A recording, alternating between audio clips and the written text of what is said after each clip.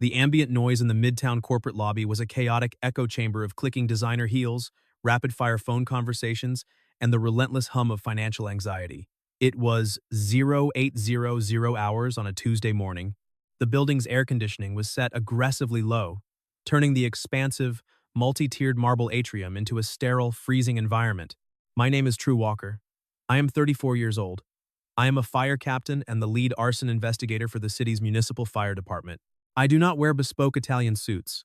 I do not trade stock options over $14 lattes, and my daily operational environment usually involves heavy Kevlar turnout gear, thick toxic smoke, and assessing the physical stability of actively burning buildings. I am a functional component of the city's essential infrastructure. I was standing near the main security desk, uncomfortable in my only formal suit, which pulled too tight across my shoulders. I was only standing in this polished corporate lobby because my younger sister, Clara, had called me in a panic, begging me to deliver a specialized environmental compliance report directly to her senior partner before a 0900 hours committee meeting. Clara is a junior paralegal, perpetually overwhelmed by her caseload, and her primary courier service had suffered a logistical failure this morning. I checked my stainless steel dive watch. I had the sealed document tube secured firmly under my left arm. A woman walked rapidly across the slick marble floor toward the dedicated bank of executive elevators. She did not look like the other generic corporate associates milling around the upscale coffee stand. She moved with a measured, deliberate, tightly coiled energy. Ava Martinez was 38 years old. I recognized her immediately from the frantic, descriptive stories Clara had provided over the last 3 years. She was the firm's lead environmental litigator, currently vying for a contested senior partnership. She wore a sharp, tailored charcoal suit that projected corporate authority. Her dark hair was pulled back into a severe, flawless twist.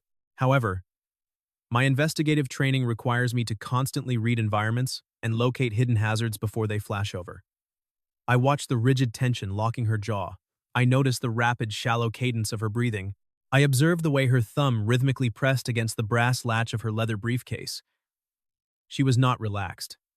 She was scanning the lobby with the hyper-vigilance of a woman expecting an attack.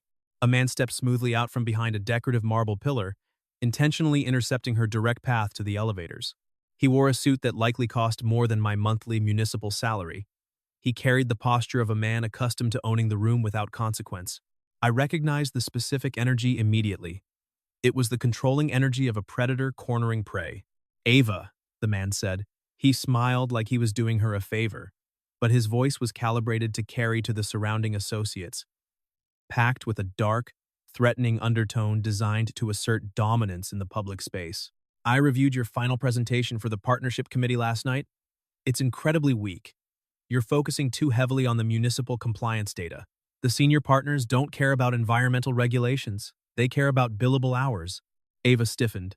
The color drained from her face, leaving her pale. Her knuckles turned white as her hands clenched tightly around the handle of her briefcase.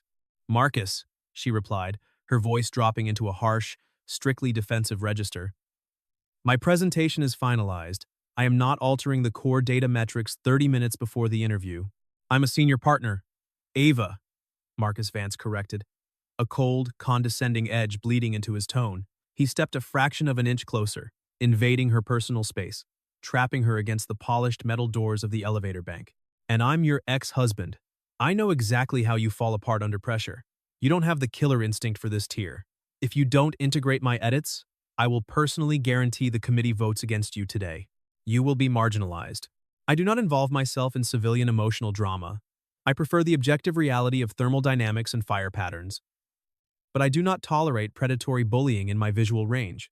I stepped smoothly and decisively across the marble floor. I did not shout.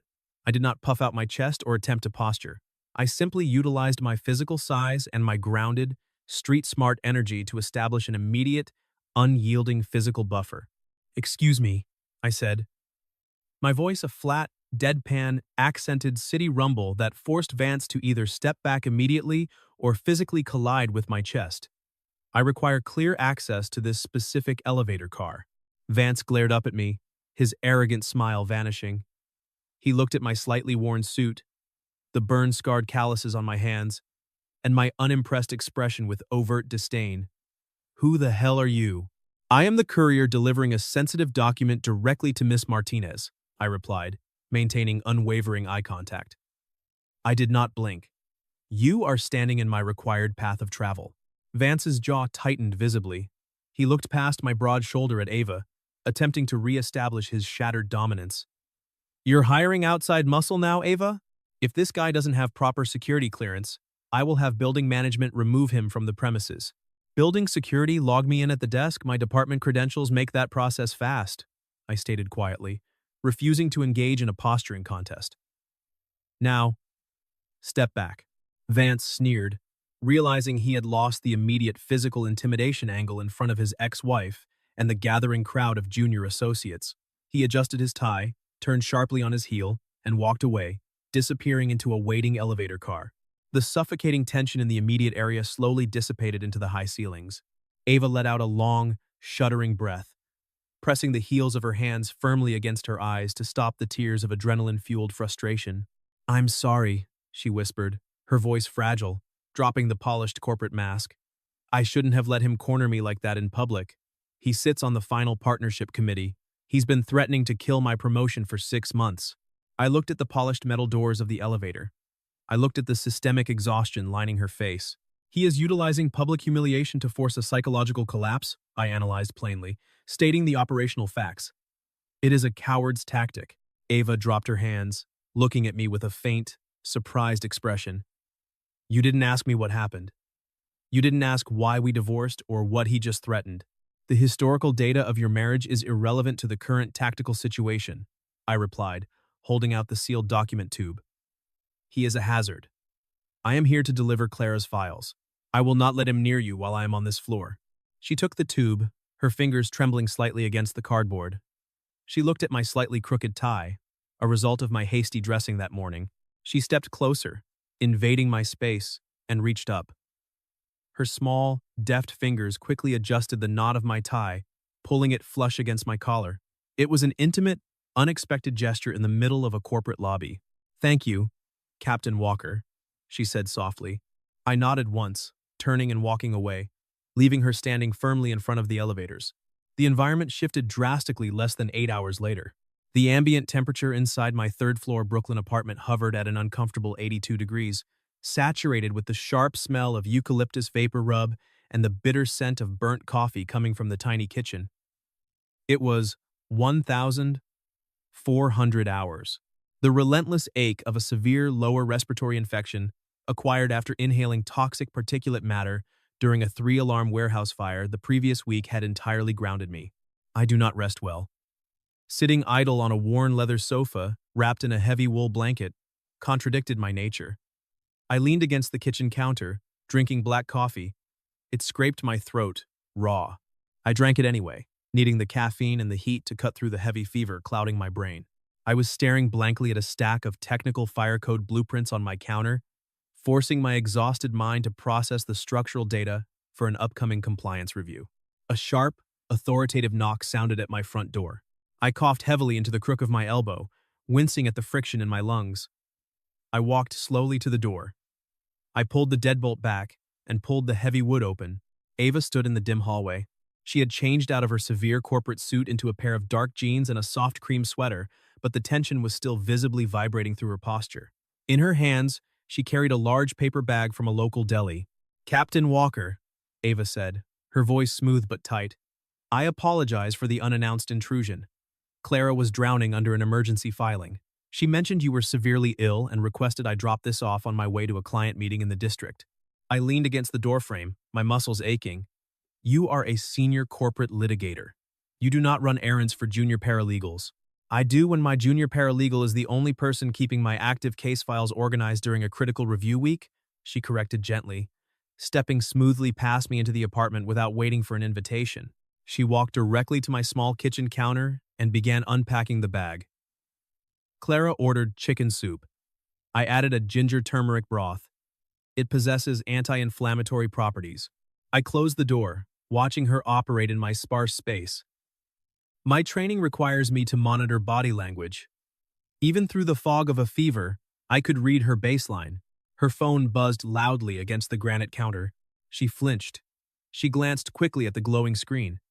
For a fraction of a second, A photograph of a young girl with dark hair was clearly visible on the lock screen. Ava's rigid expression softened, a brief flash of pure, terrified maternal instinct, before she immediately flipped the device face down against the stone. She didn't want the interruption to break her forced focus. She was radiating the hypervigilance of a woman expecting an attack. She brought me soup when I was sick and said, "You should sit down before you fall down, Captain. You look structurally compromised." I walked slowly back to the sofa and sat down. I pulled the stack of blueprints onto my lap. Ava walked over and set the steaming bowl of soup on the coffee table. She did not leave. "The NFPA 13 compliance metrics on these commercial sprinkler heads are outdated," she announced suddenly, pointing a manicured finger at a section of the schematic. She began pacing the short length of my living room, her arms crossed tightly over her chest. "If the municipal inspector runs a hydraulic calculation on this specific grid, the pressure drop across the secondary valves will trigger an automatic failure. You can't approve this design. It's a liability nightmare." I watched her pace. I listened to her rapid-fire legal analysis of a fire code she had no business reviewing. She was picking a fight over a technicality. She picked a fight just to keep me there. She picked a fight just to keep herself anchored in my apartment. She wasn't angry about the sprinkler systems. She was terrified of the silence of her own home and the looming threat of the corporate board. She was generating conflict to avoid facing the reality outside my door. I looked up from the paper.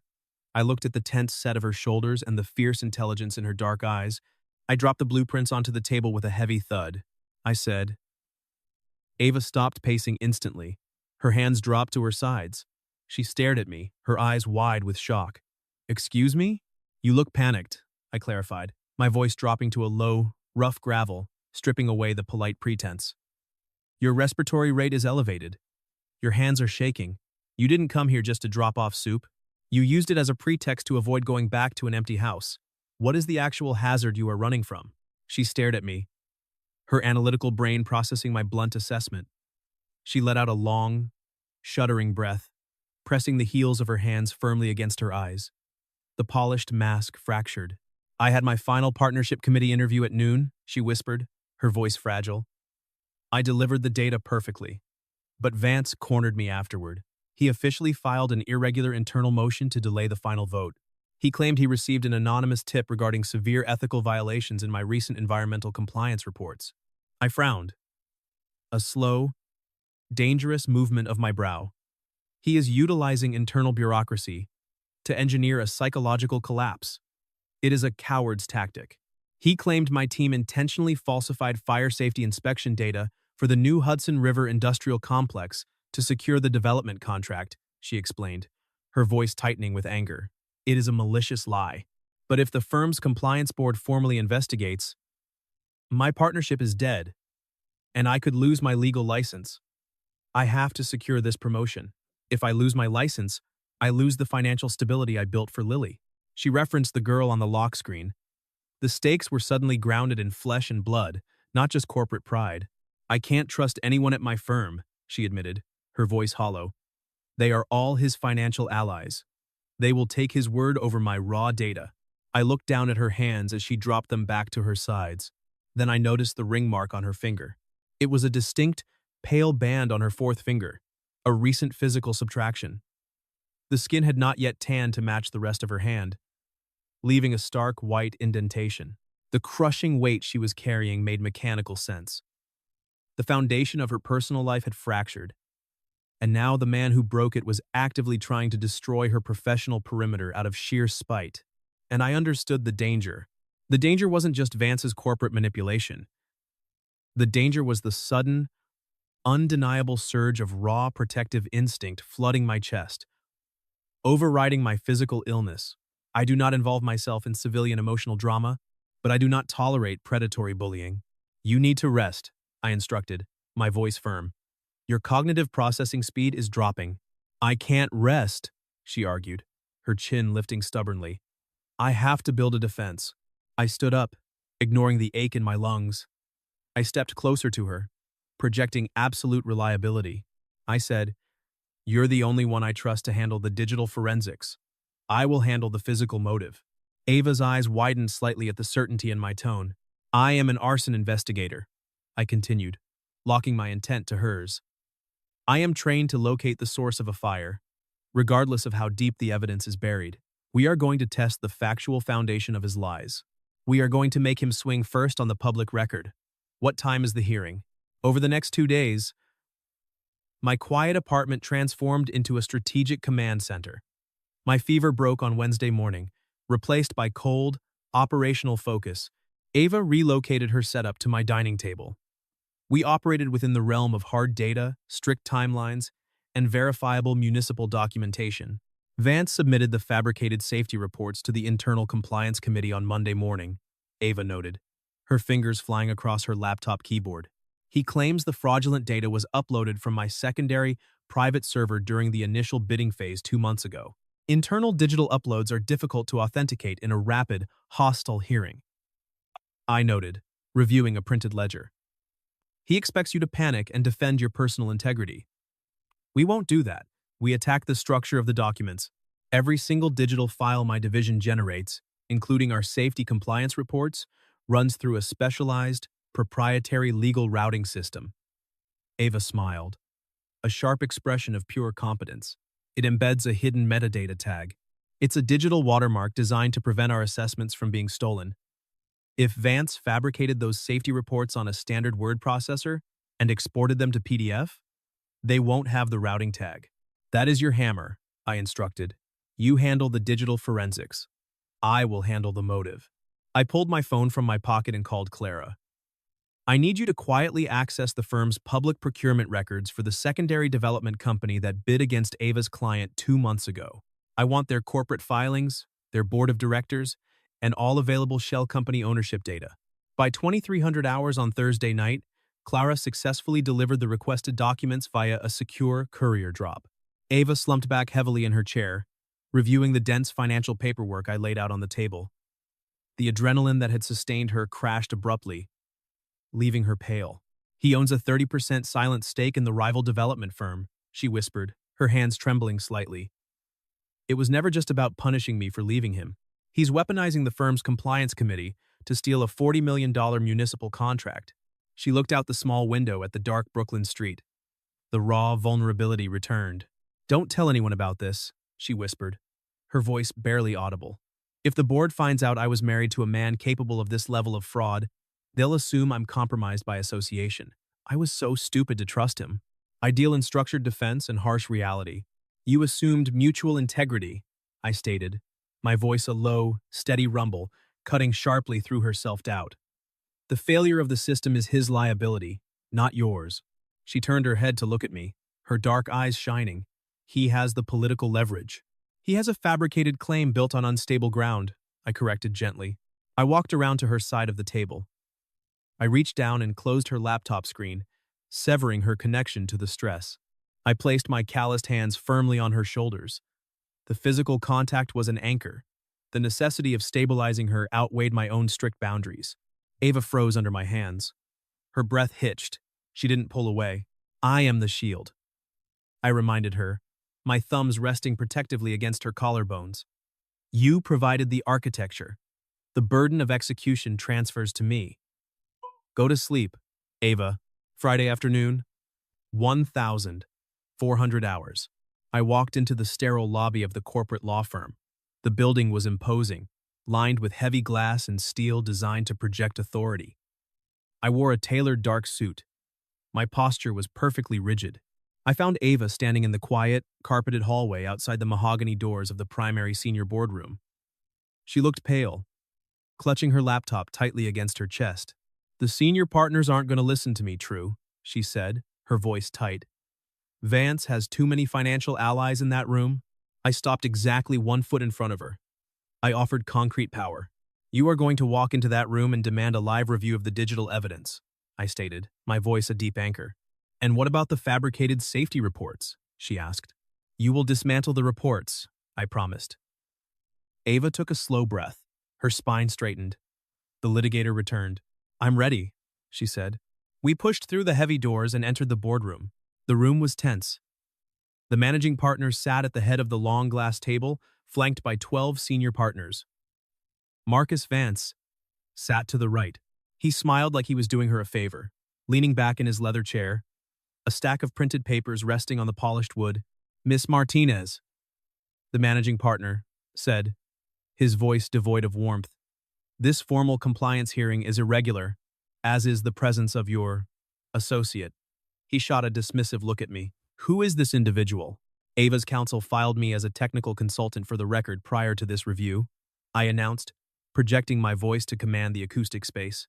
I walked directly to the center of the room, standing slightly behind and to the left of Ava, establishing a visible physical buffer. The managing partner allowed it under emergency compliance protocols. "I am Captain True Walker, municipal arson investigator. I am also her fiancé," Vance scoffed loudly. "The only liability here is your client, Walker. She oversaw an unethical municipal bidding process, intentionally falsified critical fire safety metrics, and I have the printed reports to prove it. Her partnership bid is dead." "My division operates with absolute integrity," Ava interjected, her voice ringing out with crystal clarity.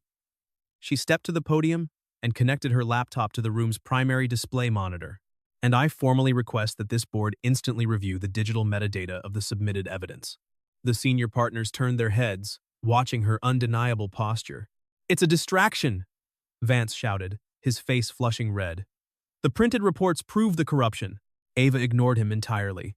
She opened the files on the massive screen. "Notice the completely missing proprietary legal routing hash," Ava directed, her voice commanding the room.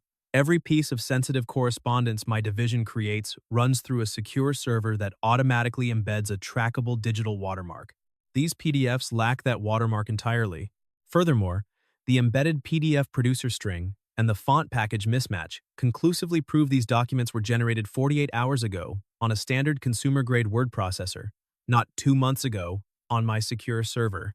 The chain of custody is broken. They are forgeries." The room grew very still. The managing partners leaned forward, staring at the digital proof flashing on the screen. Vance stood up abruptly, his chair scraping loudly against the floor. "She altered the files. She's lying to save her career." I stepped forward, moving smoothly away from Ava, drawing his panicked focus entirely onto myself. "She doesn't need to lie," I stated, my voice a low rumble that carried across the table. "Because I understand exactly why you fabricated them." I reached into the inner pocket of my suit jacket. I pulled out a manila folder. I placed it quietly and deliberately onto the table directly in front of the managing partner. "Those are public municipal procurement records and corporate shell filings," I dictated, staring dead-eyed at Vance, surgically stripping away his corporate authority. "You hid an undisclosed financial stake in the secondary development firm that bid against Miss Martinez's primary client. You fabricated a safety defect to deliberately force a fracture in her contract. You actively tried to break her firm to line your pockets." Vance's face drained of all color. He looked at the folder, his hands beginning to shake. "This puts you in serious criminal and civil exposure. Marcus, far beyond the walls of this firm," I continued relentlessly, taking one deliberate step toward him. The boardroom fell into a cold, hard silence. There was no dramatic yelling. There was only the brutal reality of a man trapped by his own hubris. The managing partner stared at the financial disclosures, his expression rapidly darkening with the sudden realization of severe legal liability for the firm. He looked up at Vance. "The managing committee moves to immediately dismiss this fabricated complaint and fully restore Miss Martinez's partnership candidacy pending the district attorney's review of these documents," the managing partner said, his voice dangerously calm. "Marcus, your voting rights are immediately suspended. Surrender your firm credentials and leave this room." Vance didn't argue. He couldn't. He looked at the irrefutable data resting on the table. He slumped forward, his arrogant posture breaking. He stood up in silence, entirely defeated, and walked out of the hearing room without a single word. I turned my back on the empty chair. "The factual foundation of Miss Martinez's data is verified," I announced softly to the silent board members. I turned and walked out of the room, Ava following close behind. 10 minutes later, we were standing in the quiet, carpeted hallway of the executive floor. The defensive armor she had worn for a grueling week was gone. She looked radiant and incredibly free. She walked slowly toward me. "You crushed him," she said, her voice filled with quiet wonder. "You walked into a room full of hostile corporate lawyers and took his entire trap apart. He thought you'd bend. He forgot steel springs back," I analyzed plainly, stating the physical facts. my hands resting safely in my pockets to maintain my own internal discipline. He thought I was alone. He misread the weight in the room. She smiled, a brilliant, unguarded expression. The professional distance between us vanished entirely in the empty hallway. She reached out. She didn't shake my hand to offer formal thanks. She placed her warm palm flat against the lapel of my dark suit, resting it right over my chest. It was a deeply grounding contact that sent an uncalculated shockwave through my regulated system. The board formally approved my promotion, she noted, her voice dropping its sharp, professional edge, replacing it with a quiet loyalty. My heart rate elevated, a sudden, powerful rhythm drumming heavily against my ribs beneath her hand. I looked down at her. The heat is off the metal. The space is yours. I told them the truth, Ava whispered, stepping a fraction of an inch closer. Her dark eyes locked fiercely onto mine. I told them that our temporary, strategic arrangement as consultant and client had officially concluded. I felt a sudden, sharp drop in my chest. And then, she continued, her thumb lightly tracing the expensive wool fabric of my suit, her breath hitching slightly, I formally asked if my highly competent, incredibly handsome technical consultant was available for a real, unmanaged dinner date tonight, without the armor, without the corporate strategy, just us. I froze. My hands felt clumsy. I pulled my right hand from my pocket and nervously rubbed the back of my neck. The cynical, isolated detachment I had maintained for years was irrevocably fractured by her proximity. I am not accustomed to formal dining environments, Ava, I admitted, my voice a rough, quiet rumble, revealing a genuine crack in my armor. I am profoundly out of my element with this. I prefer a direct approach, she said softly, squeezing my lapel gently, anchoring me to the present moment, accepting the flaw completely. Then her daughter texted me first. My phone buzzed sharply in my suit pocket. I pulled it out, frowning slightly at the illuminated screen. The message was from an unknown number, but the context was unmistakably clear. Mom says you're brave. Thanks for helping her. Can we get pizza later? Lily. I looked up from the glowing screen, my eyes meeting Ava's. The sheer surprise must have been clearly evident on my face. Ava let out a soft, genuine laugh, the sound ringing clear and true in the quiet corporate hallway. She's very protective of me. She took your number from Clara, and apparently, she has incredibly good instincts about people. I looked at the fierce intelligence and warmth in her eyes. I didn't need a perfectly safe, heavily controlled perimeter anymore. I didn't need to be an ordinary guy hiding behind a municipal badge. I just needed reality. I know a good place, I replied, a genuine smile finally breaking across my face. Just us. The end?